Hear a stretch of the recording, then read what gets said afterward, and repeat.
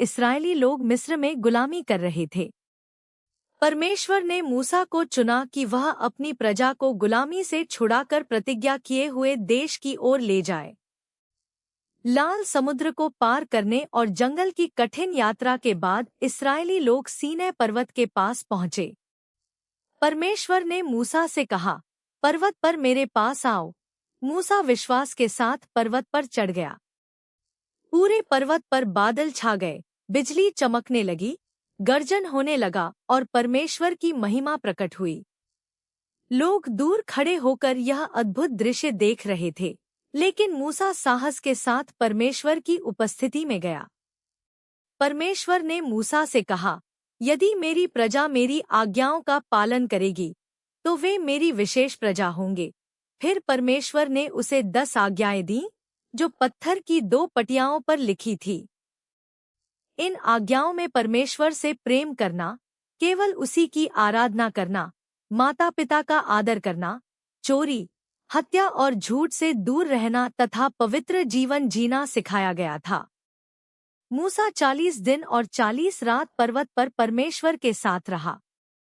इस दौरान परमेश्वर ने उसे अपनी प्रजा के लिए अनेक नियम, आराधना की व्यवस्था और पवित्र जीवन के निर्देश दिए।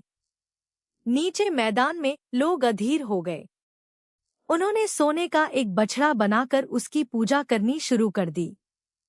जब मूसा पर्वत से नीचे उतरा और उसने यह देखा तो उसे बहुत दुख हुआ। उसने क्रोध में पत्थर की पटियाएं तोड़ दी, क्योंकि लोगों ने परमेश्वर के साथ अपनी वाचा तोड़ दी थी। फिर मूसा ने परमेश्वर से अपनी प्रजा के लिए दया की प्रार्थना की।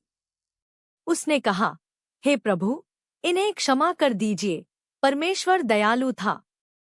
उसने मूसा की प्रार्थना सुनी और लोगों को फिर से अपने पास लौटने का अवसर दिया। इसके बाद परमेश्वर ने मूसा को फिर पर्वत पर बुलाया।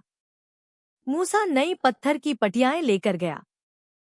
परमेश्वर ने दोबारा अपनी आज्ञाएं लिखीं और अपनी करुणा, प्रेम और विश्वासयोग्यता को प्रकट किया।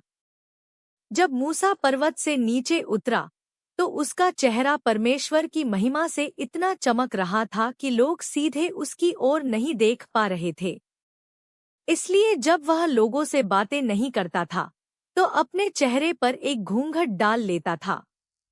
मूसा ने अपने जीवन में कई बार परमेश्वर से बातचीत की। बाइबल कहती है कि परमेश्वर मूसा से वैसे बात करता था जैसे कोई मनुष्य अपने मित्र से करता है।